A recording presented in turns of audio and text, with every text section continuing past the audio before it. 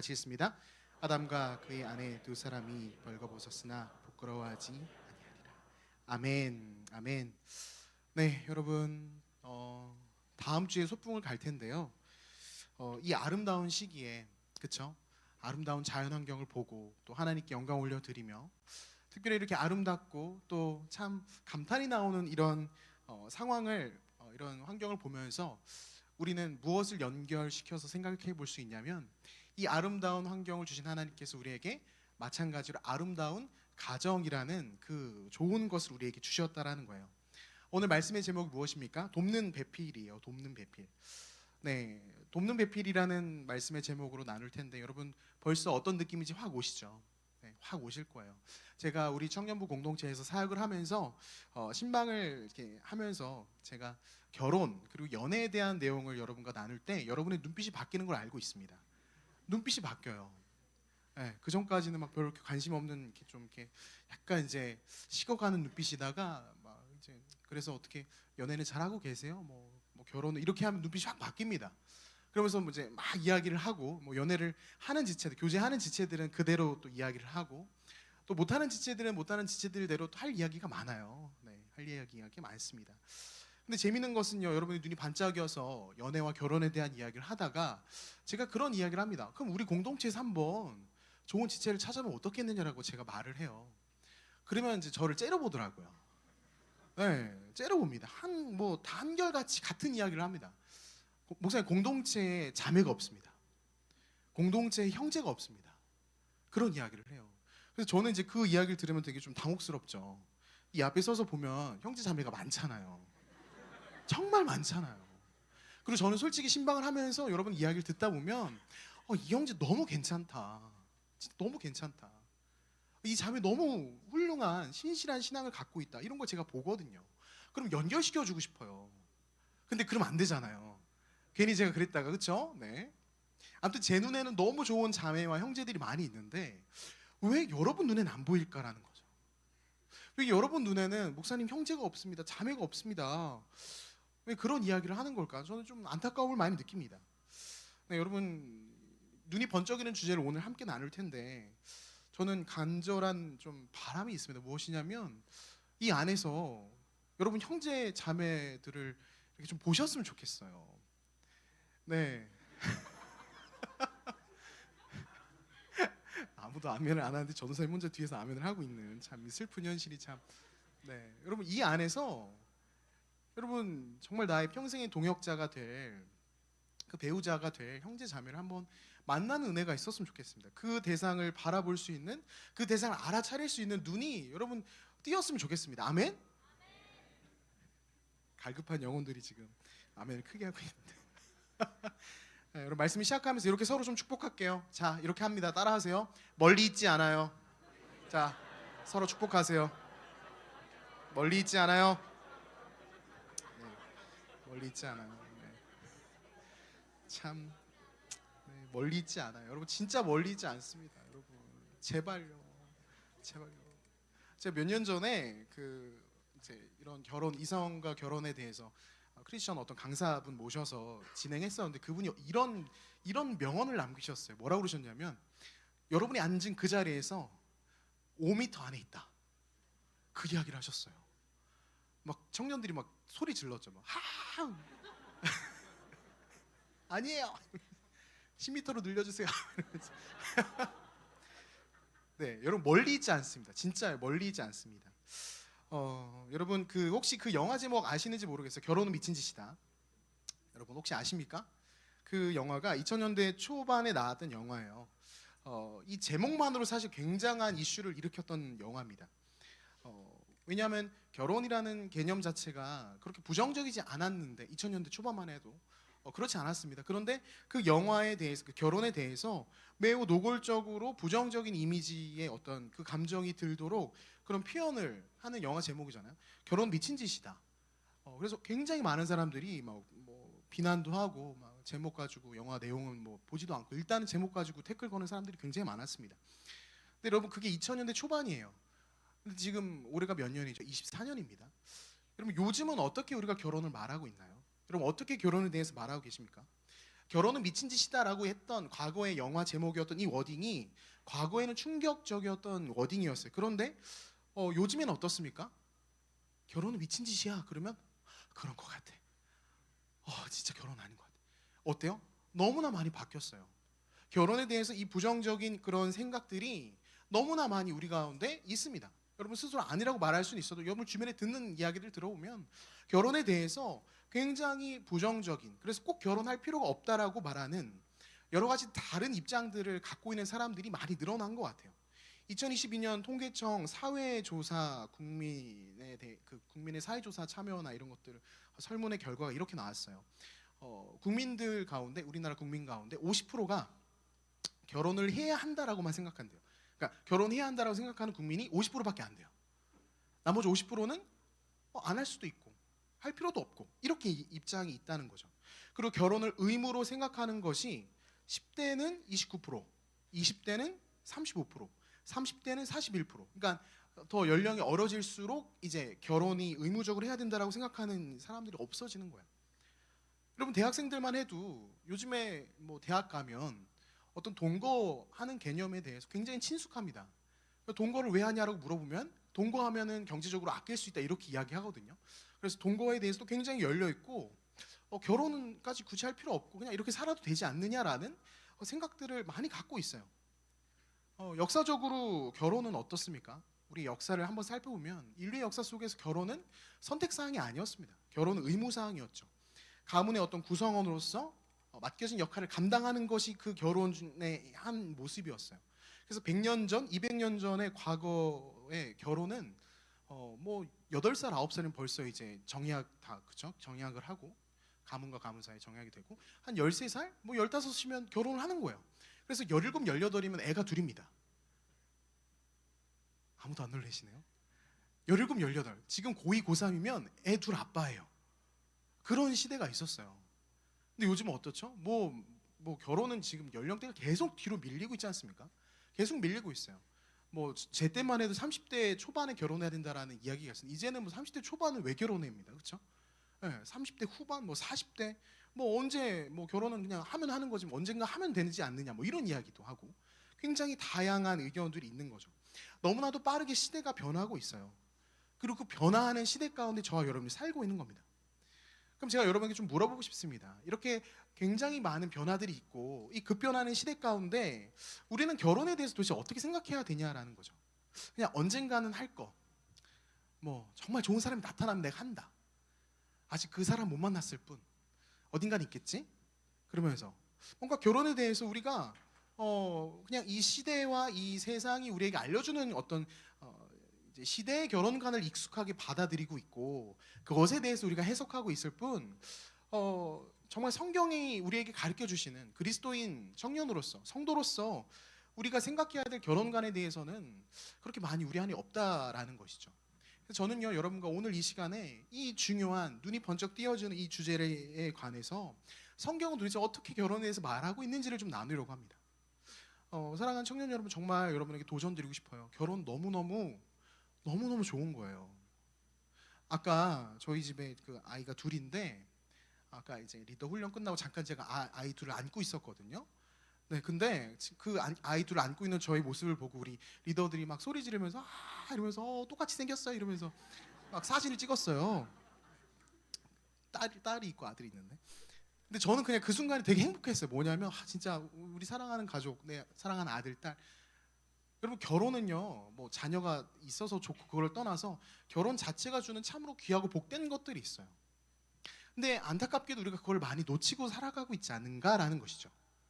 왜냐하면 미디어나 어떤 주변에서 말하는 것들 가운데 결혼에 대해서 긍정적인 이야기를 많이 안 하거든요.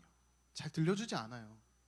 그래서 자녀를 양육하는 게 정말 힘들고 이거는 사람이 할 짓이 아닌 것 같고 결혼은 나의 인생을 다 뭐 말아먹는 것 같은 뭔가 이런 왜곡된 어떤 이미지들이 너무 많이 있거든요. 근데 성경이 정말 그렇게 결혼을 이야기하는가?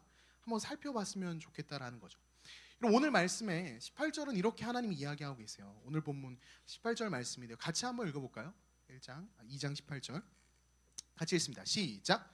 여호와 하나님이 이르시되 사람이 혼자 사는 것이 좋지 아니하니 내가 그를 위하여 돕는 배필을 지으리라 하시니라. 아멘. 하나님은 창조를 하시면서 아담을 만드시고 아담 혼자 두시는 것이 아닌 아담 곁에 다른 존재를 이제 만들어 주셨어요. 그리고 그 존재는 아담의 돕는 배필 곧 누굽니까? 하와였어요. 하와를 지으신 하나님은 아담과 하와를 향해서 또 뭐라고 말씀하시냐면 24절에 이렇게 기록합니다. 제가 읽을게요. 이러므로 남자가 부모를 떠나 그의 아내와 합하여 둘이 한 몸을 이룰지로다. 아멘. 아담과 하와는 합하여지는 하나가 되는 그런 모습을 성경은 기록하고 있어요.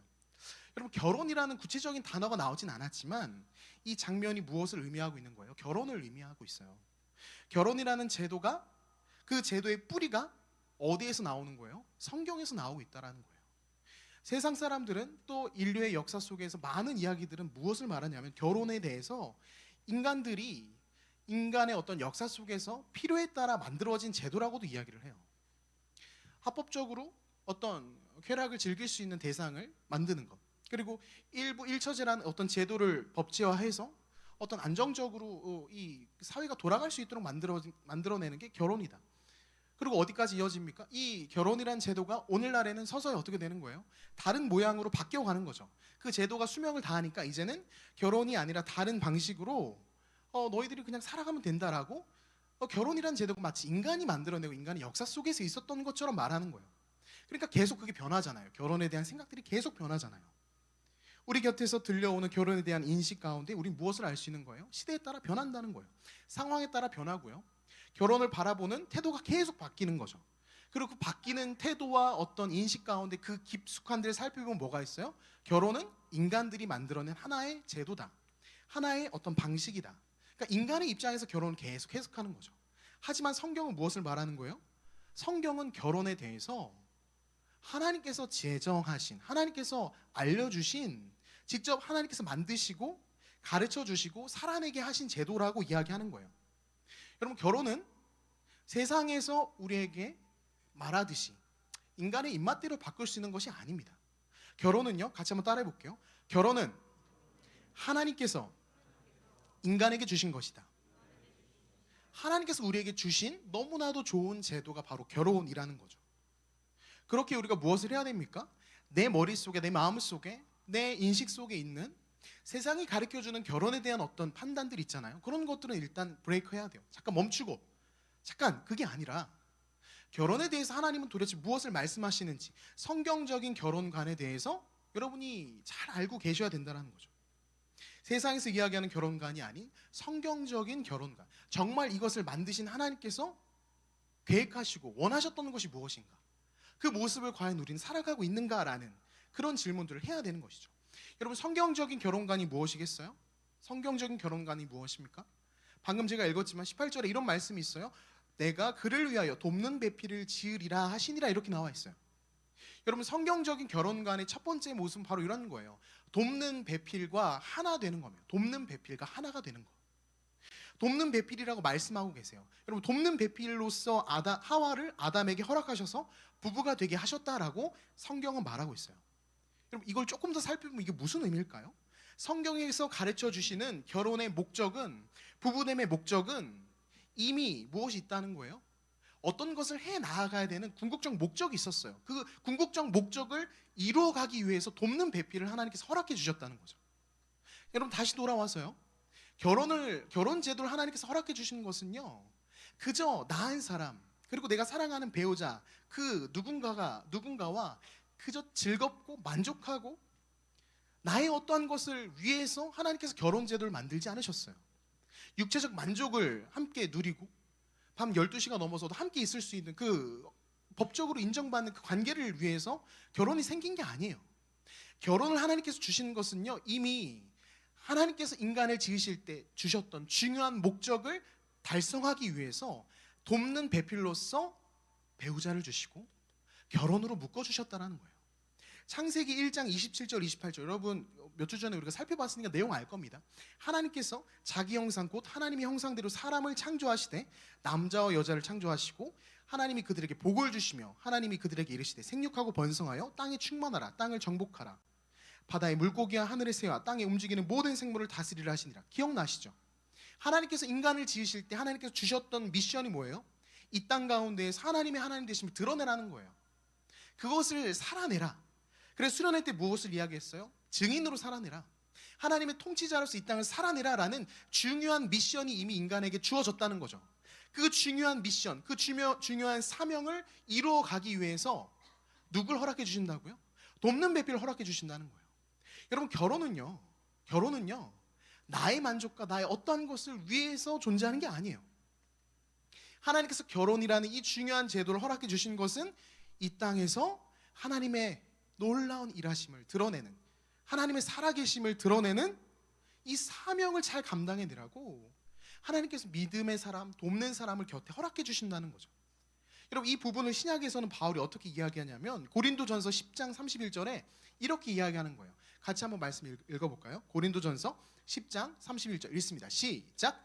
그런즉 너희는 먹든지 마시든지 무엇을 하든지 다 하나님의 영광을 위하여 하라. 아멘. 다시 말해서, 다시 돌아와서 여러분, 우리의 삶은, 인간으로 이 땅에서 그리스도인으로 살아간 우리의 삶은 무엇이요? 하나님과는 떼어놓고 말할 수 없어요. 모든 영역에서 하나님과 늘 상관관계가 있다는 거죠. 하나님의 영광을 위해서 먹든지 마시든지 무엇을 하든지, 여러분, 그렇게 중요한 우리의 삶 가운데 하나님과 연결되는 점이 있는데, 그렇다면 결혼은 어떻습니까? 당연히 하나님과 연결되어 있는 거죠. 당연히 하나님의 영광을 위한 그 귀하고 복된 삶을 살아가기 위해서 하나님께서 결혼을 허락해 주시는 거예요. 결혼을 통해서 거룩하고 그 위대한 목적을 이루어갈 수 있도록 하나님께서 귀한 이 제도를 우리에게 만들어 주셨다는 거예요. 남자와 여자로 만드시고 결혼이란 제도로 서로 묶어주시고, 여러분, 결혼은 나의 만족을 위함이 아니에요. 나의 어떠함을 위해서 결혼을 생각하는 것이 아니라는 거죠. 제가 사역을 하면서 특별히 이 성경적인 결혼 간의 부재를 많이 느꼈던 것은요, 청년들이 결혼을 하는데 그 결혼의 모습을 제가 옆에서 보는데 너무 좀 고통스러웠어요. 그러니까 어떤 케이스가 있었냐면, 결혼이 성경적인 이 개념이 아니라 다른 것으로 바뀌어 가는데, 어떻게 바뀌냐면, 어떤 자매가 결혼을 한다고 이제 막 다른 자매들에게 막 이야기를 해요. 근데 그 결혼할 남자에 대한 이야기를 하는데 그 남자의 어떠한 것들을 계속 이야기하는 거예요. 그 남자의 쉽게 얘기해서 어떤 스펙들을, 이런 남자다, 어떻다, 어떠한 사람을 내가 만나고 있다, 그래서 언제 결혼할 거고, 결혼식은 어디서 할 거고, 뭐 어떻게 살 거고, 뭐 자매도 형제도 마찬가지입니다. 어떤 여자랑 결혼할 거고, 그 사람의 스펙을 자랑하는 거예요. 그러니까 무슨 말이에요? 결혼이 마치 나의 배우자를 만나고 그 배우자와 함께 사는 것이 나의 트로피를 하나 만들어내는 것처럼 여겨지는 거예요. 바뀌어가는 거죠.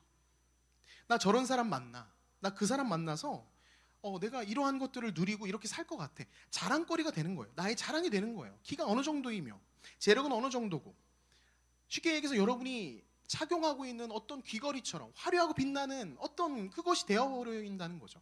명품백처럼, 귀걸이처럼, 목걸이처럼, 신발처럼 나를 표현해주고 나를 빛나게 해주는 어떤 한 사람을 찾는 거예요. 나와 함께 하나님의 놀라운 일들을 감당할 믿음의 배우자, 돕는 배필을 찾는 게 아니라 그 사람을 통해서 내가 무엇을 누릴 것, 그 사람을 통해서 내가 어떤 것을 만족할 수 있을 것, 계속 거기에 초점이 있는 거죠. 어디서 이런 결혼을 한다고요? 교회 안에서. 우리 안에 성경적인 결혼관이 없어요.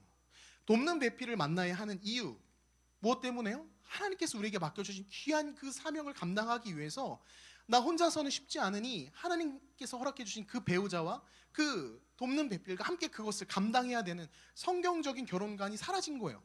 교회 안에 그리스도인들조차도 결혼이라는 제도를 주신 하나님이 그 뜻을 잃어버리고 무엇을 하고 있는 거예요? 그냥 이 땅에서 나의 어떠한 것들을 채우기 위해서, 나의 영광을 위해서, 나의 자랑을 위해서, 나의 편의를 위해서 사람을 찾고 있다는 거죠. 여러분, 이 맥락에서 다시 한번 우리 공동체의 모습도 살펴볼 필요가 있어요. 이 맥락에서 우리 공동체의 지체들이, 목사님, 우리 공동체에 남자가 없습니다, 여자가 없습니다. 여러분, 왜 없습니까? 왜 없다고 생각하십니까? 나를 빛나게 해줄 남자가 없습니다, 아닌가요? 나를 화려하게 해줄 만한 그 배우자가 내 눈에 보이지 않습니다, 아닙니까? 돕는 배필로서 하나님께서 허락해 주신 사람은요, 집이 있는 사람이 아니었어요. 그 사람은요, 돈이 많은 사람이 아니었습니다. 엄청 똑똑해서, 어떤 명문 가문에. 아니에요. 그게 아니에요. 오직 하나님께서 관심 있고 초점 맞추신 것은 무엇이냐? 하나님께서 맡겨주신 그 귀한 사명을 함께 감당할 수 있는 그 사람을 이야기하신다는 거죠. 그렇다면 우리의 관점이 어디로 향해야 돼요? 마치 나의 트로피와 같은 사람을 찾는 것이 아니라 나와 함께 하나님을 바라볼 수 있는 사람, 나와 함께 기도 제목을 나누고 같이 기도할 수 있는 사람, 같이 큐티할 수 있는 사람, 같이 부흥의 자리에 참석하여 우리 연약함을 서로 기도하고 위로하고 끌어안아줄 수 있는, 여러분 진짜 그러한 사람을 찾으셔야죠. 그게 진짜 하나님께서 원하시는 돕는 배필을 만나는 것이죠. 그런데 우리는 어떤 사람을 찾고 있는 거예요? 끊임없이 오늘날 세상에서 이야기하는 결혼관에 부합하는 사람, 이것도 갖춘 사람, 저것도 준비된 사람, 저 사람을 만나면 내가 조금 더 편하게 이 세상을 살 수 있을 것처럼 느껴지는 그 사람 찾고 있는 거죠. 여러분, 제 이야기가 불편하십니까? 죄송합니다. 하지만 성경이 이렇게 말씀하고 계세요. 하나님이 이렇게 말씀하시는 거예요. 우리가 찾아야 될 대상은 나의 육체적 눈으로 바라보기에 부합하는 사람이 아닌, 정말 같이 하나님을 바라보고 하나님을 예배할 수 있는 사람을 찾아야 되는 거예요. 하나님은 우리에게 돕는 배필을 주시고 그 돕는 배필로 하여금 더욱더 하나님께서 맡기신 그 성도의 삶을 살아내기를 원하신다는 거죠. 그걸 하나님 원하신다는 거예요. 그렇게 세워지는 그 부부, 그 믿음의 가정이 무엇을 하는 거예요? 하나님의 영광을 드러내는 가정이 되는 거죠. 그 가정이 어떻게 불릴 수 있는 거예요? 정말 하나님을 예배하는 두 사람이 함께 모여 결혼하여 가정을 이루었을 때 그 가정은 가장 작은 단위의 교회가 되는 거예요. 그 가장 작은 단위의 교회가 무엇을 하는 거예요? 각자 있는 그 자리에서, 그 부부가 살아내는 그 자리에서 하나님의 영광을 드러내는 거죠. 여러분, 이게 바로 선교적 성도의 마땅한 삶의 모습이라는 거죠. 이 땅에서 살아내는 하나님의 영광을 증거하는 교회의 모습이 되는 거예요. 여러분, 교회가 모여서 이렇게 같이 모여서 예배들 같이 모여서 찬양하고 그러한 회중이 모인 교회도 있지만, 가장 작은 단위의 하나님을 예배하는 그 두 사람이 가장 작은 교회가 돼서 그곳에서 그들의 삶을 통하여 하나님의 영광을 드러내는 거예요.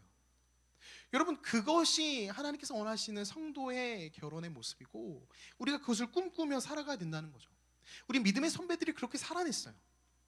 믿음의 선배들이 이뤄냈던 믿음의 그 가정들의 모습, 기독교 역사 속에서 그런 가정들이 곳곳에 있어서 세상에서 하나님을 모르는 사람들은 그 가정을 보면서 어떻게 하면 저렇게 살 수 있지?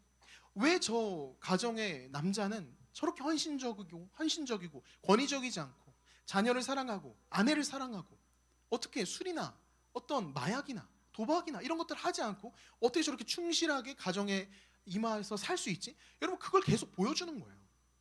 믿음의 가정만이 할 수 있는 놀라운 일들을 우리 선배들은 그 가장 작은 단위의 교회, 가정의 모습을 통해서 그 일들을 감당해 내셨다라는 거죠. 집에 제가 아이가 둘 있지 않습니까? 그래서 저는 꿈꿔요. 아내에겐 이야기하지 않았지만 셋째가 태어났으면 좋겠어요.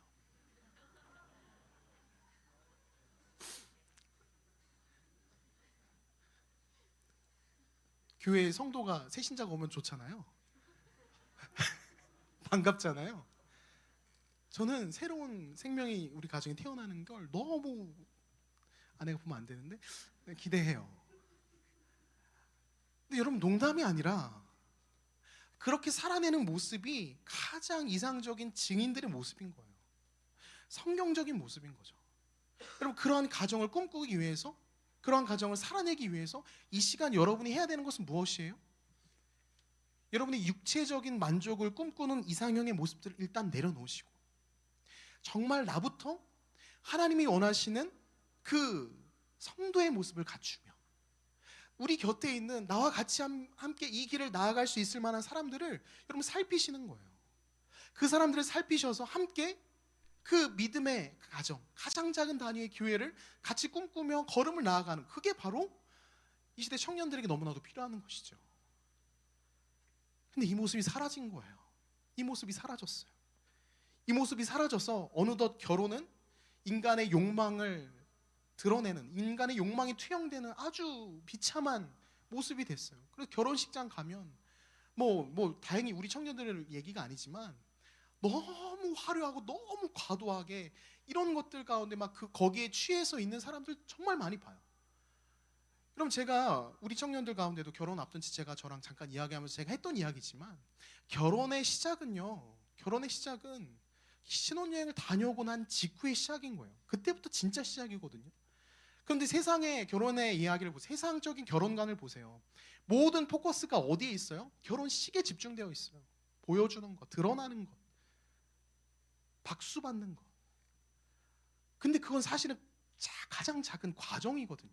결혼식은 과정일 뿐이에요. 실제로는 결혼식이 끝나고 함께 이제 서로 몸을 부대끼며 그곳에서 살아내는, 그게 정말 중요한 거거든요. 근데 아무도 그거 얘기 안 하잖아요. 어떻게 살아가야 되는지, 어떻게 부부가 서로 사랑하고 존중해야 되는지 얘기 안 해준단 말이에요. 세상의 결혼관이 그래요. 하지만 성경의 결혼관은 달라요. 돕는 배필이라고 벌써 처음부터 이야기하잖아요. 돕는 배필로서 함께 하나님께서 맡겨주신 사명을 살아내는 그 모습이 결혼의 모습인 거죠.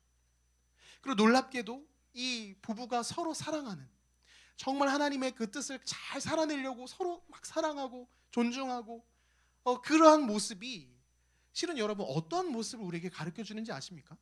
에베소서 5장 31절 32절에 이런 중요한 말씀이 있어요. 같이 한번 읽어볼게요.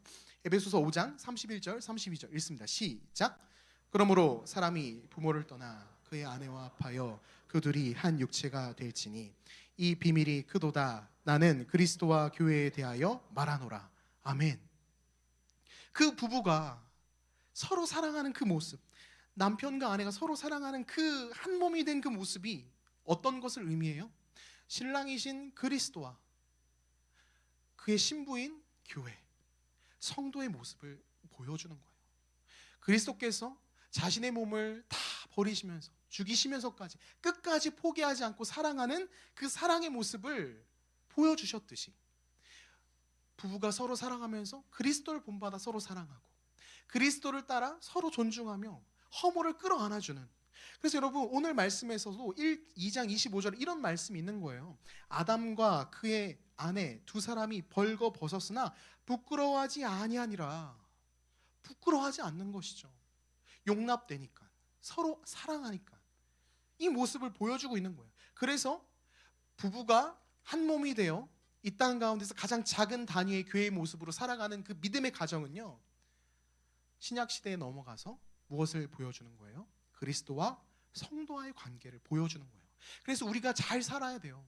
저랑 저의 아내와 우리 자녀들이 정말 잘 사는 모습을 보여줘야 돼요. 그래야 정말 그리스도가 교회를 사랑하시는 모습이 저런 모습일 수 있겠구나, 저렇게 사랑하는 거구나, 저렇게 한 몸이 되어가는 거구나, 그거 보여주시는 거예요.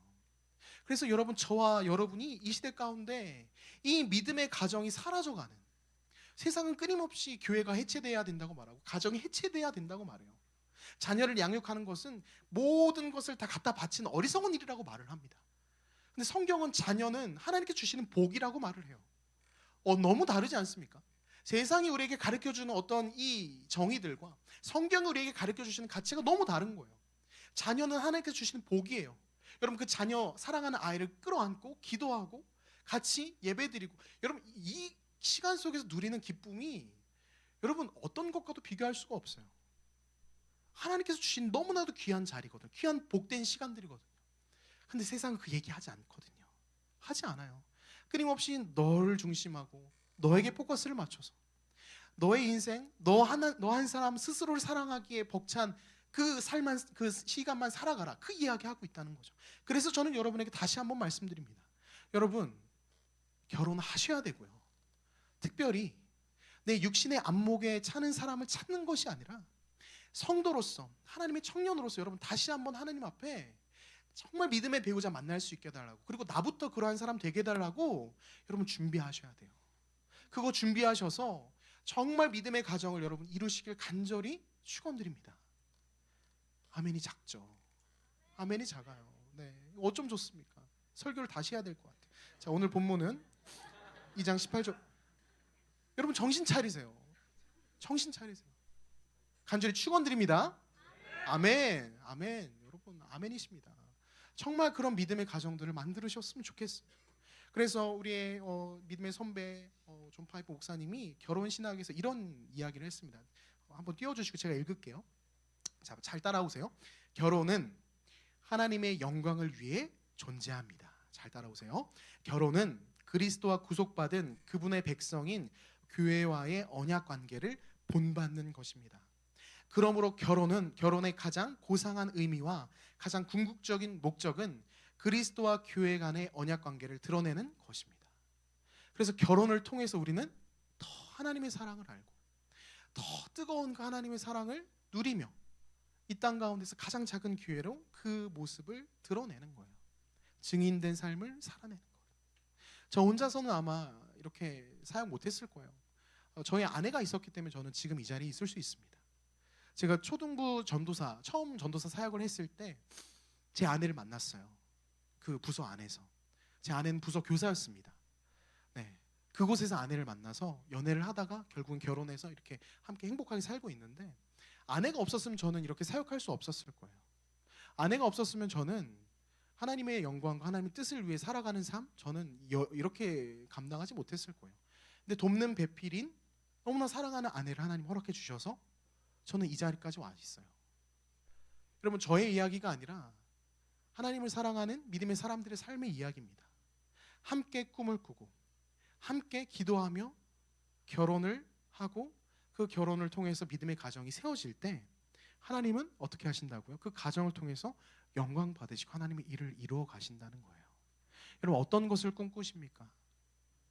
여전히 우리 안에 있는 어떤 세속적인 결혼관에 우리 마음이 많이 젖어 있거든요. 그래서 나중심적인 생각, 나를 사랑하는 마음, 이게 막 커져서 성경에서 이야기하는 정말 건강하고 아름다우고 이 복된 결혼에 대해서 마음이 뜨거워지지 않을 수 있어요. 하지만 여러분, 우리가 예수 그리스도를 믿는 성도라면 우리의 마음과 중심을 다시 한번 정말 성경적으로 하나님이 원하시는 이 가정을 꿈꾸는 그 자리로 나아가길 원합니다. 여러분, 제가 오늘 말씀을 준비하면서 어떤 찬양을 할까 굉장히 고민 많이 했거든요. 반주해 주시고요. 그 찬양이 원래 선교사님들이 많이 부르는 찬양이 있어요. 보내소서. 여러분 그 찬양 알죠? 믿음과 삶이랑 보내소서, 이 찬양 두 곡을 오늘 할 건데, 왜 보내소서라는 찬양을 뒤에 정했냐면요, 여러분, 우리의 삶이 나 중심적으로 사는 게 아니라 실제로 우리가 이 땅 가운데서 수련회 때 그렇게 외쳤던 것처럼 증인으로 살아가려면 우리가 보냄 받아야 돼요. 그곳에 가서 나의 사랑하는 배우자와 함께 그곳에서 하나님의 영광을 드러내는 가정을 세워가고 그 아름다운 신앙의 교제를 나누는, 여러분 그 꿈을 꾸셔야 된다는 겁니다. 여러분, 오늘 돕는 배필이라는 말씀의 제목으로 함께 나눴는데요, 정말 여러분 마음 가운데 그 돕는 배필을 만나길 소망하는 그 꿈이 오늘 예배 가운데 다시 시작되기를 소망합니다. 그리고 이때 소그룹에서 같이 또 나눌 때 여러분, 정말 내 마음 가운데 그냥 입으로만 내가 예수님 믿는다고 성도라고 말하는 거 말고 내 믿음이 나의 삶과 정말 일치되도록, 내가 정말 보냄받아 그곳에서 하나님의 뜻을 살아내는 내가 되도록, 이런 마음으로 같이 찬양하고 다시 한번 기도